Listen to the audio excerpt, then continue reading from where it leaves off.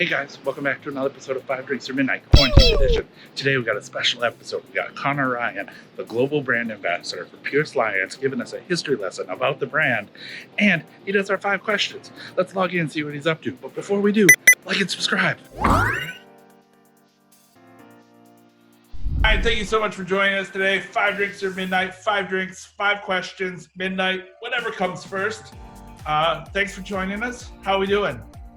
Brilliant. Thanks very much for having me, Tim. And good to see you again, not quite in person, but good to see you since last October or November, whenever we met first at the New York Irish Whiskey Festival. Yes, it was great. We shared, again, that's where you got me hooked on your beautiful spirit of Pearse Lyons. So, Super. I really appreciate that. My wallet doesn't appreciate that, but I appreciate it very much. So I appreciate your support. I know you've got a small consignment a couple of times since, so I'm very happy to hear that. Yes, Irish Malt has been my favorite. I think I'm like now their number 1 customer here in the States because it just keeps coming in. So it's been great. Super. All right, excellent. So what's our first drink of the night? Our first drink of tonight, even though it's a Pearse Lyons tasting, I'm going to throw a little curveball at you, and we're going to taste a little bit of Powers John's Lane this evening. Excellent. Do you want to put that up? I can do that. In my lovely Tua Whiskey Wednesdays glass. Excellent. Do the same.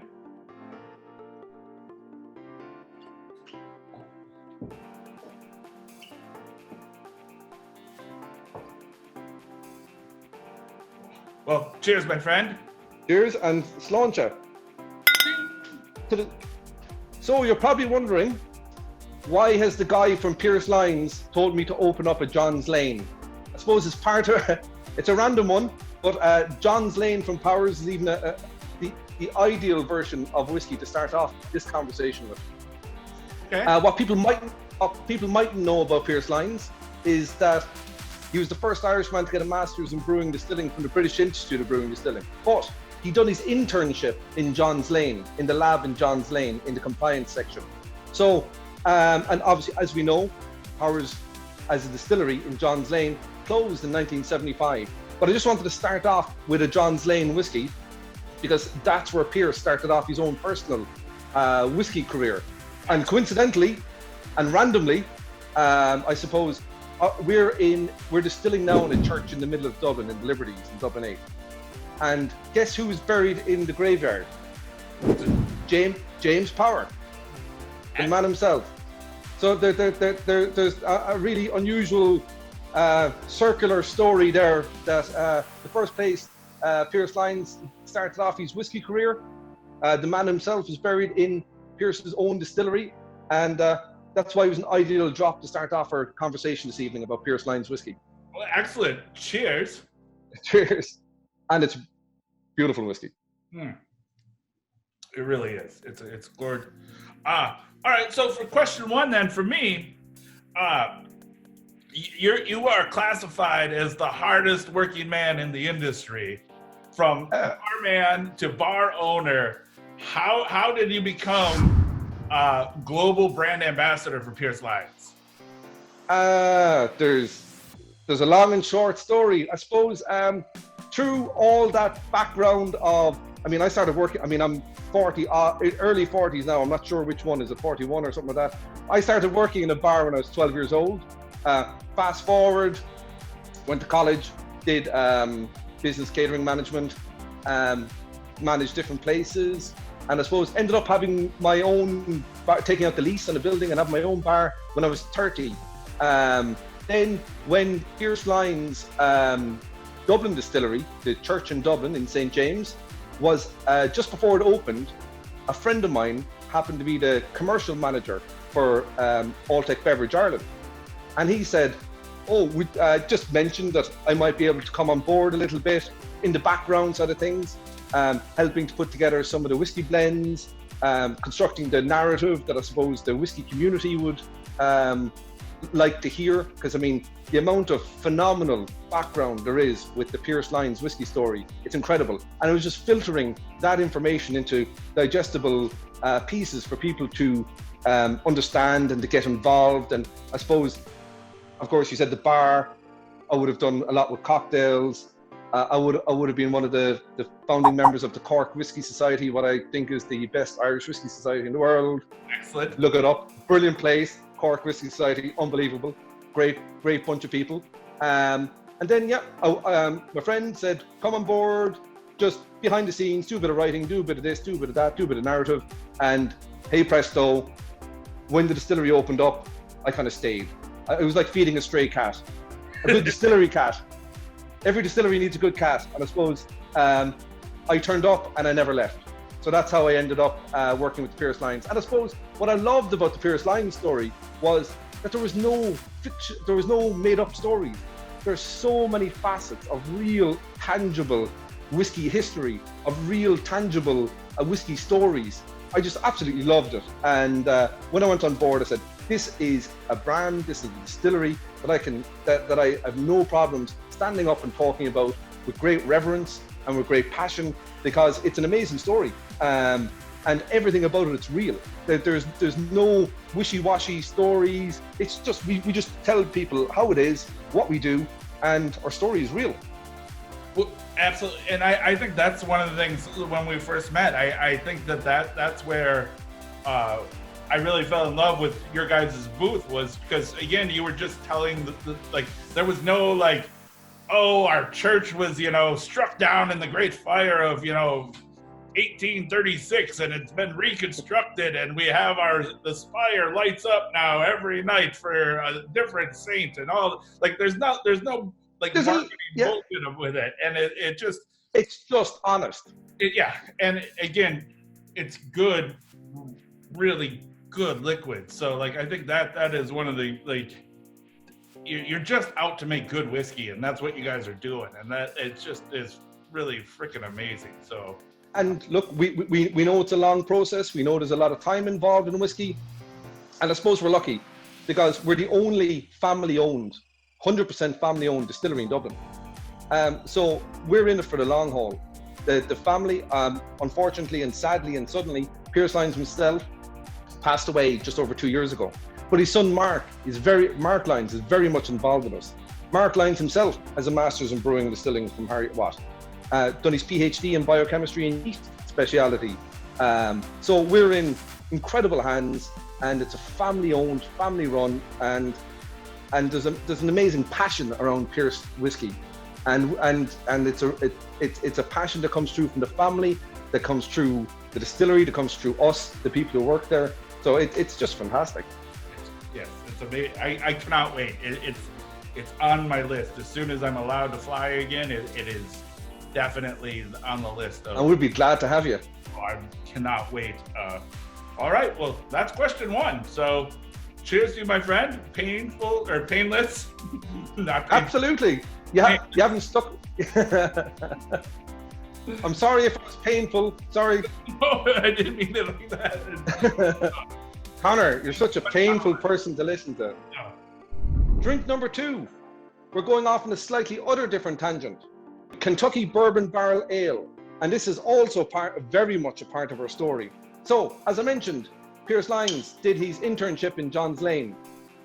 He then went to work with Guinness, Hart Brewery, and after that, he went to work as one of the engineers that built what we all call New Middleton Distillery that opened in 1975. So, we all know Middleton. The new distillery opened in 1975. Pearse Lyons is one of the engineers who built that first day. After that, he moved to the USA, set up a yeast specialty company called Alltech. We're going to fast forward, and this is in the early 80s. We're going to fast forward a couple of decades, and we're going to run right up to 1999. Pearse bought over the oldest brewery in Lexington. And so now Pearse came back into the brewing and distilling industry himself personally. His first love, his first passion. So we're going to drink one of the beers from that brewery. So what we got there is Lexington Brewing, opened in 1999. Excellent. Hang on, I got to get an opener. Are we straight out of the bottle, or do I need a glass for this? Oh, well, I'm going to use a glass. You can drink a bottle. Right.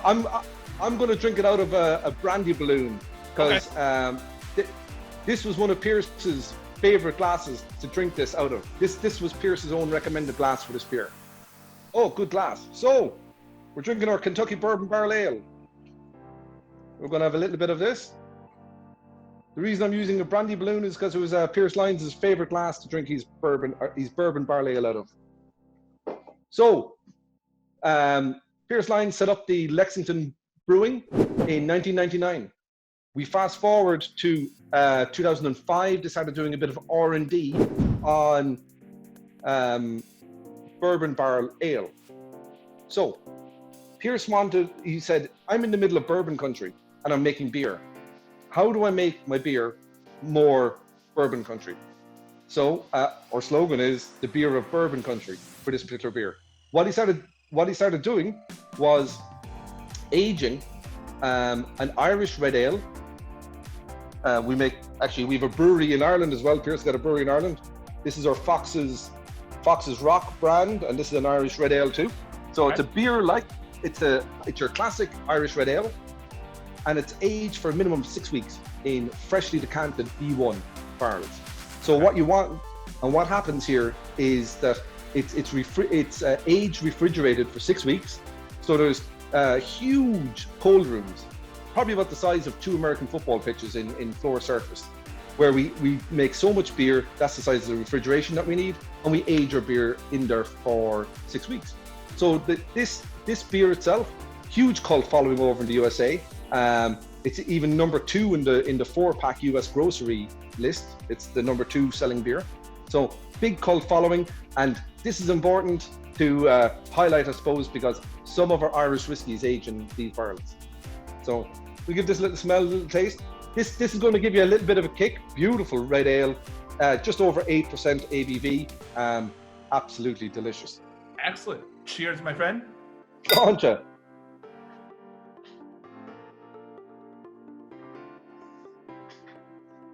Ooh, that's So good. when you drink this, absolutely. When you drink this, you should know you're drinking a beer that has seen a big influence from freshly decanted bourbon barrels. And part of the key for doing that is the extra expense that they go through by refrigerating the whole operation. Well, I'm going to tell you, you just accomplished something that in my 46 years of life that no one has ever been able to do. And Whoa! What happened? You just found a beer that I actually like. Oh my God, we just had a Whiskey Wednesday turned Beer Wednesday moment. Yeah, I honestly, that is really good. What, as Pearse Lyons, you say, Wow. it's the beer of bourbon country. It's a bourbon drinker's beer. And you're a whiskey drinker, so you've got to love it. Yeah, no, that is absolutely like that. You actually look genuinely surprised. I am shocked. I literally, because I was genuinely going to have to put on a face and being like, oh, this is good. I like this. And then like being like, you're going to, no, this is actually real. Like, I hate beer, but this is really fucking good. Good stuff. Yeah, just for short, we call it KBBA, Kentucky Bourbon Barrel Ale. And you can see why it's got such a cult following amongst craft beer enthusiasts, over whiskey enthusiasts. An absolutely incredible drop to drink. It is really good. Wow, okay. Put some barbecue food with this, and this is your day made. Wow, okay. Wow, okay. I'm blown away. So thank you. We just had a moment, Tim. We just had a moment. I did. Like it literally, like this is good. Like honestly, because everybody tells me they're like, "Oh, you just haven't found the right beer yet," and I'm like, "Yeah, it's really not for me. Like it's not my thing." Yeah, it's just the like again, beer is like like it's just whiskey that never made its full potential. So it just is kind of one of those things that. But this is both. Yeah. This is everything. Really fucking good. Wow. Okay. It's sweet. It's got whiskey. It's got an alcohol punch. But it's an important part of the Pearse story. This has got a cult following. This made focused attention on Pearse Lyons brewing in Lexington, Kentucky. Okay. Fuck, that's Pearse always liked to do things differently. So he always looked around for what aren't other people doing. He wanted to bring a flavour of Ireland, being an Irish man, bring an Irish beer, but put a bourbon country stamp on it. All right, so question 2. As someone who has won Best Bar Ireland, is a barman, is a brand ambassador, what advice would you give somebody that wants to be where you are nowadays? Wow. A lot of it is luck. I mean, I consider myself very lucky to be in the position I'm in, to be working with the company that I'm working with. A few things, I suppose, are key. I mean, know about your trade. I mean, bartenders now, if you're serious about it's a full-on profession. I mean, you're constantly studying, you're constantly learning. When you're not working, you're reading. When you're not reading, you're tasting. And I sometimes that can be taken flippantly, but you have to taste everything. You have to taste the good, the bad. You have to be able to put everything into context. You know, you have to be able to know not just about the category that you like. You have to know about everything else. I mean, to know about Irish whiskey, you need to know where it stands with Scottish, Japanese, American, and obviously all the other countries. You need to understand where it fits within brown spirit category, with cognacs, with rums. Literally, there's no, I mean, I've got cabinets all over this bar that I'm actually sitting in the bar at the moment, not in the distillery like it might look. And the only reason I'm sitting in the bar is because it's closed, there's nobody here, and my baby and my 2-year-old can't come and start dragging the phone off me. So I've cabinets full of books. You cannot learn enough. And and a few years ago, there was a point where actually I thought I knew something. And then I went past that. It was like a false summit. And I realized, hang on, the more I learn, the more I realize I don't know. I haven't even scratched the surface. Learning, education, and being passionate about everything is key. And obviously, there's a lot of luck as well. I mean, there's only a finite amount of jobs with distilleries, and a lot of people, you know, migrate from bars into the distilling side of things, into the working with brands. I've got my foot in both camps still, so I think that actually gives me kind of a little bit of a unique perspective, because I'm constant. Well, when the bar was open, obviously we're in the middle of a world strange scenario right now, but when the bar was open, I still get to meet people on a daily basis that want to come in and just ask questions and chat, and I think that gives me a great perspective of what people are looking for, and you know, what people's interests are, and their flavor profiles, and yeah, how did I end up doing it? A little bit of luck and a whole lot of reading, but a lot of passion. I mean, and I suppose when you're talking to people, like you said, when I met you and you gave me your whiskey Wednesday pin, thank you. Back at the New York Whiskey Festival, you said you started talking to me and you got interested in the story. I mean, if I was just reading a script in my head and not engaging with you properly as a whiskey enthusiast, I mean, I didn't know who Tim was. I didn't know Tim was Whiskey Wednesdays. Right. I was chatting to you as a whiskey guy. We were chewing the fat over this, about that. I've no problems in my job mentioning other brands, because I'm confident what we do is as good. It can stand beside all the whiskey peers out there. Passion, interest, education, and never stop learning. You can never know, and the more you learn, I hope for people who, when they are learning, that they realize that no matter what you know, there's a hell of a lot more to learn. So should we move on to drink 3? Yep, I'm up for drink 3. Okay, what are we doing? We are staying in bourbon country, but Okay. We're doing something kind of weird. We're doing a town branch. So we went from 1999 Lexington Brewing. We went 2006 when we released Kentucky Bourbon Barrel Ale. We're now going to nip ahead to 2008. So Pearse Lyons was saying, okay, I'm in bourbon country. I'm buying ex-bourbon barrels to age my beer in. Why don't I make my own whiskey, and then I'll have my own barrels to age my beer in? So 2008, we started distilling. in Lexington. So Town Branch is our distillery, and Town Branch is the river that runs through Lexington town. So what we're going to drink right now is we're going to drink a Town Branch single malt. All right. I've got a slightly different looking bottle, but it's the same. Now, this leads us on from our beer. When Pearse Lyons started distilling in 2008, he brought over Scottish Forsyth stills because, again, Pearse loved to mix things up. Town Branch Distillery was the 7th distillery on the Kentucky Bourbon Trail, but it was the first distillery at the time to pot still only its spirit. Before then, people would have used columns and pots, or just columns.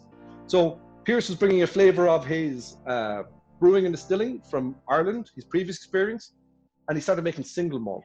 And when we started producing single malt in 2008, it was the first time someone had produced single malt whiskey in Kentucky since 1919. So in almost 100 years, we're the first people to start producing single malt.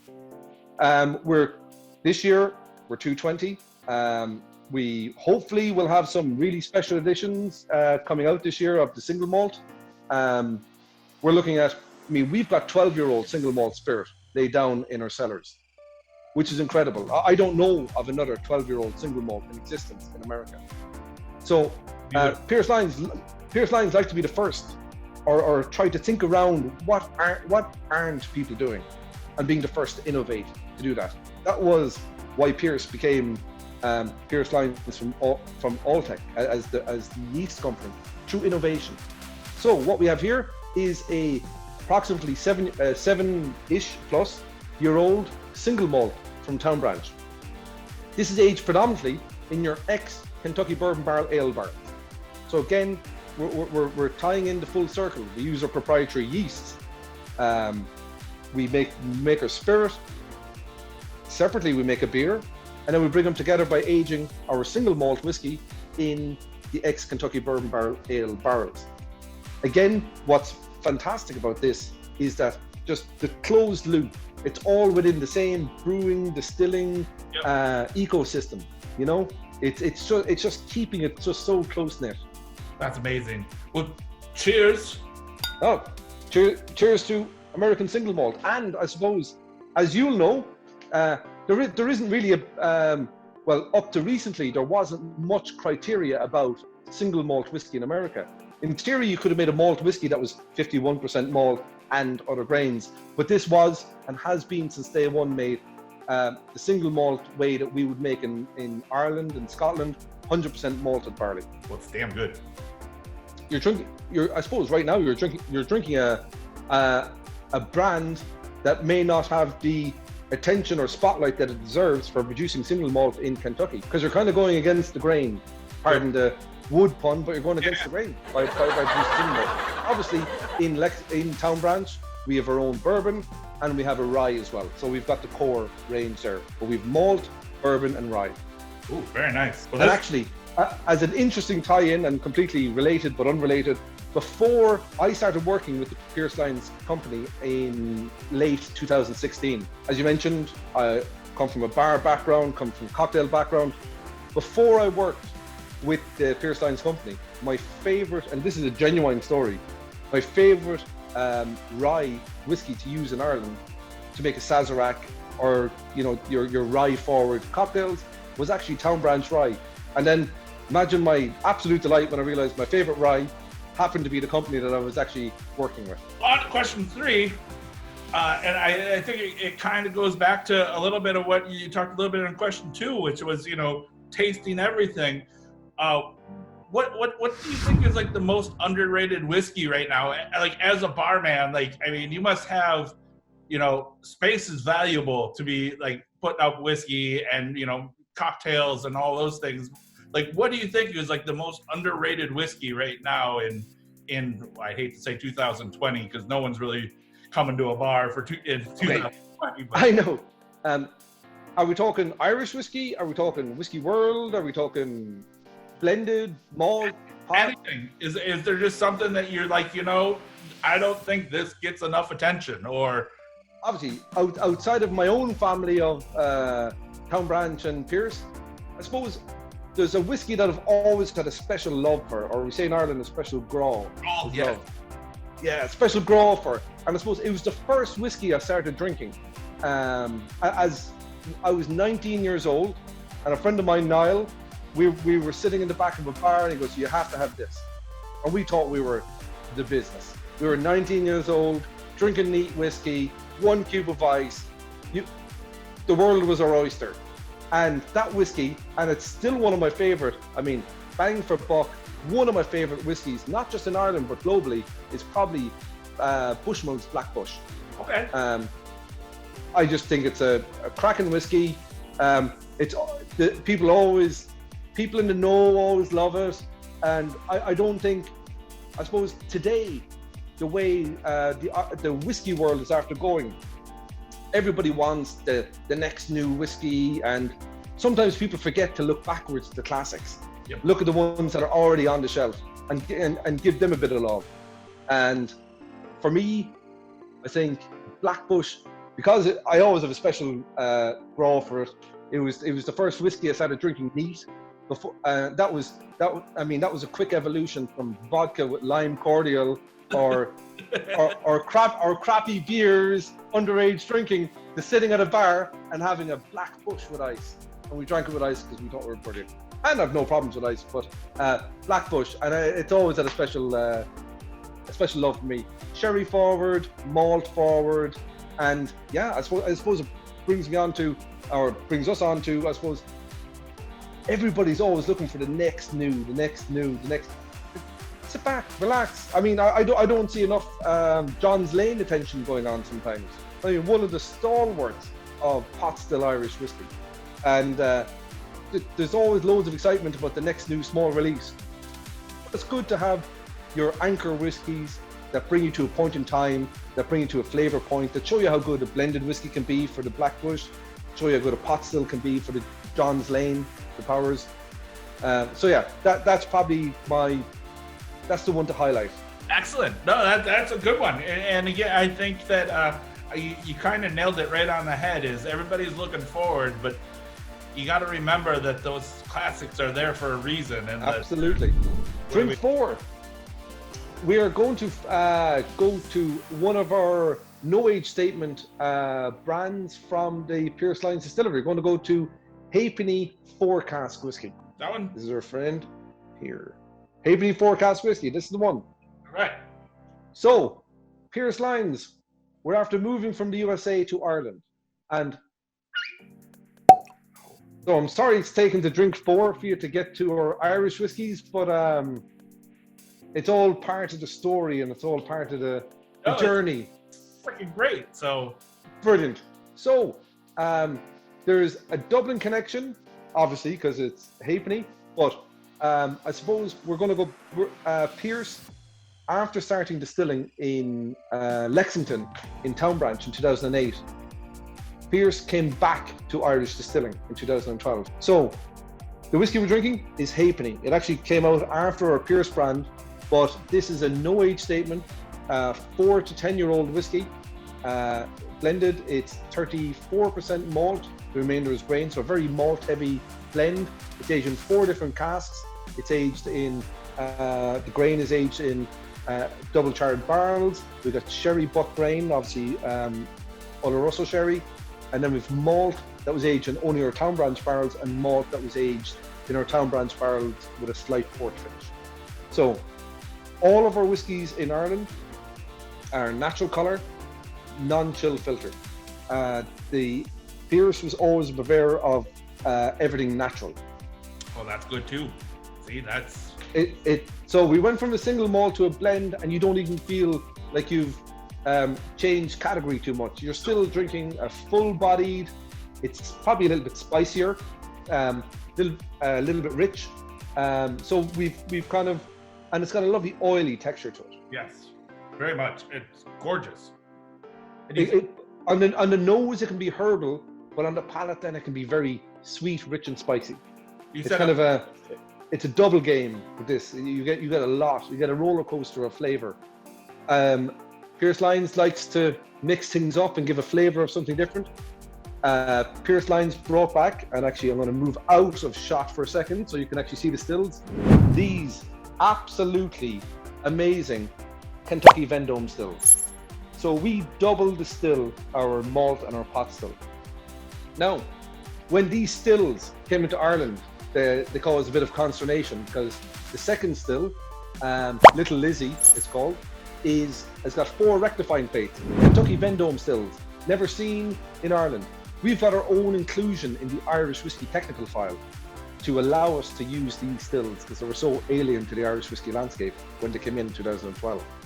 So, by virtue of the fact that we use our own yeast, we use stills that nobody else had used, and we age in our own American barrels, we know that we've got a whole completely different signature whiskey, its own signature style, and it was new whiskey DNA coming into the Irish whiskey market. So, Pearse and Deirdre Lyons bought the distillery. 2 weeks after what we call the distillery now, 2 weeks after they bought the distillery, it got turned into a national monument. So what should have been an 18-month project became a 4-year project. Oh, wow. What should have been X budget, it became X budget by 4. Instead of going in with bulldozers, you were going in with spoons to renovate this place. Wow. So what we did, or what Pearse and Mrs. Lyons did at the time, the stills were on the way over from Kentucky. Obviously, Dr. Lyons wanted to bring over his flavor of Lexington with him. So there's a brewery in Carlow. So we set up camp with our distiller at the time was Jack O'Shea, legendary, infamous Jack O'Shea, an absolute gent and a great source of information. Doesn't work with us directly now, but a great resource to be able to call on. Meet him all. Actually, he only emailed me tonight about yeast, telling me a little backstory to something. It's just amazing. So he was the distiller who he made the malt that we're drinking here tonight. Oh, nice. So Jack O'Shea started distilling with Pearse in O'Hara's Brewing in 2012. We were actually the 6th distillery to start distilling on the island of Ireland. So you do Jameson and Bushmills, we'd Cooley under John Teeling that opened in the late 80s, early 90s. And then after that, the next of the new wave of people to come into it was again John Teeling again with Kilbeggan was the next distillery to kick off. Then we had the phenomenal West Cork distillers. Those guys are just geniuses. I don't know how much you know about what they do, but their innovation is second to none. Amazing people. And then there was ourselves. So we were very early into the new wave of distilling. We weren't distilling in the site that we wanted to, but that wasn't going to put Pearse Lyons off. Started distilling in Carlow in 2012. So technically, the malt that we're drinking from this, it's from a lost distillery or dead distillery. The distillery technically doesn't exist anymore. Even though it's the same stills that we use in a different site, that distillery is no more. So it's a very interesting piece of Irish whiskey history. When we started distilling in Carlow, we were the first distillery to start producing in Carlow in nearly 200 years. But then within the new wave or the re-evolution of Irish whiskey, we're actually the first distillery to close down, but for a good reason. When we closed down, we decommissioned the stills, took them up, moved them, dropped them down to the roof in St. James's Church in Dublin, and we started distilling again there in 2017. That's so fucking cool. It's a great, it's unbelievable. I mean, the stories, and it's all true. So yeah. the reason I picked the Halfpenny whiskey tonight, and we'll get to one of our Pearse whiskeys, the reason I picked the Halfpenny whiskey tonight is that Pearse Lyons and Deirdre Lyons picked Dublin to go back distilling. The reason they picked Dublin is incredible. The church that we're distilling in today, St. James's Church, used to be the Lyons family church. The first funeral Pearse Lyons was ever at was his granddad's funeral, and it was in that church. Oh, wow. He's 9 relatives buried in the graveyard outside that we know of, and that's the Lyons side of the family. Another fantastic tie-in to the Liberties area, and the bit that I haven't even got to yet, is the lineage that Pearse Lyons and Mark Lyons now have in the Irish whiskey industry. When Pearse went into the Irish whiskey industry, he was the 6th generation of his family to get involved in the Irish whiskey industry. Wow. five generations before him were involved in coopering, the wet side of the coopering. I've met his uncles who are still around, who still call it the distillery. They'd cooperage in Smithfield. His grand-aunt was the first female cooper ever registered in Ireland. No shit. So, no, fact. This is true. This is before, can you imagine how incredibly badass this woman must have been to be the first female cooper ever in Ireland? That's fucking amazing. Like that. Yeah, no, true story. And like, do they have like, because I know like coopers have like a mark that they leave on the barrels that they make. Like, do they know like her mark and everything? Or don't know the mark, but we have her in the Coopers Guild, in the book of the Coopers Guild, and we have different members of Pearse Lyons families, their coopers, their guild certs, framed in the distillery. It's amazing.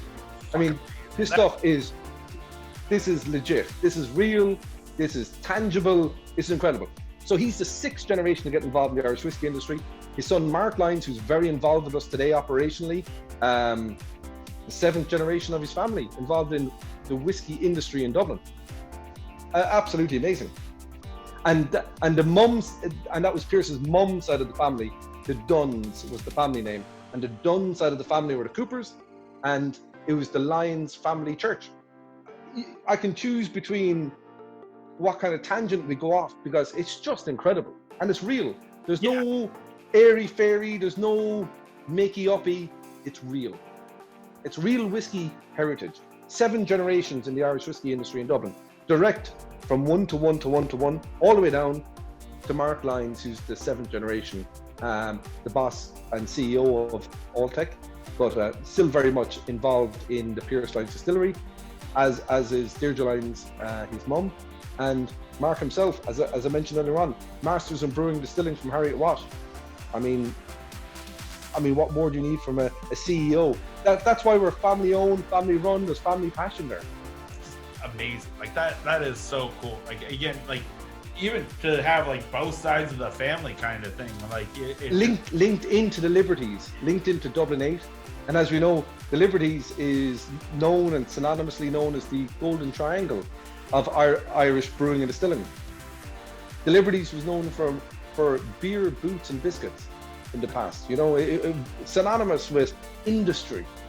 And I suppose the area had fallen into a little bit of loss of love from the city, and now it's a booming, beautiful area to visit, and with 4 operational distilleries, 5 distillery visitor centres, and 4 operational distilleries. And you guys are right across the street too from Guinness, right? Do I remember that correctly? Or yeah, there's literally you can't see it now, but if you could see a picture of the distillery over our heads, you'll see a little building behind us, and it's a small beer you might have heard of called Guinness. Yeah, we're just on that road. That's where we are, slap bang in the heart of the Liberties in Dublin. Yeah, literally, St. James's Gate is just maybe 50 meters away from us, the actual St. James's Gate.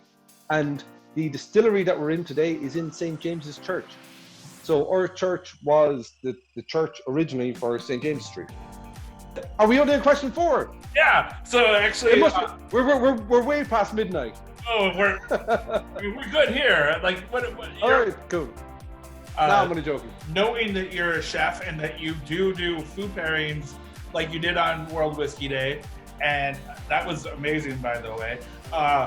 What is your favorite dish to pair with a Pearse Lyons whiskey? I mean, I think that like... Give me a time frame. Are we talking about 10 o'clock in the morning or 10 o'clock in the evening? I think like if you have a good 10 o'clock in the morning recipe, I'll take it. Like if we're talking eggs and bacon and... if it's 10 o'clock in the morning, no, you want scrambled eggs, smoked salmon, the Pearse 5 that you have available in the States as well. The Pearse 5 is aged in Kentucky bourbon barrel stout barrels, Town Branch bourbon barrels. It's got a little smoky wisp to it. It's citrusy, it's zingy. That's what you want with your smoked salmon and scrambled eggs first thing in the morning. Delicious. Now, if you're a porridge kind of guy, have this one with your porridge in the morning. What's our next pour? Our next pour is the Pearse whiskey with Pearse's name on the front of it. What we're drinking now is our Pearse 7-year-old from, this is our guy here. Yep, got it. So this is our distiller's choice. It's our burgundy color label, and it's a 7-year-old age statement. What's very interesting about this, I suppose, nice touch. Quality cork, yeah. Oh, and already the aroma is just amazing out of that bottle. So that's just fucking great. Glad to hear it.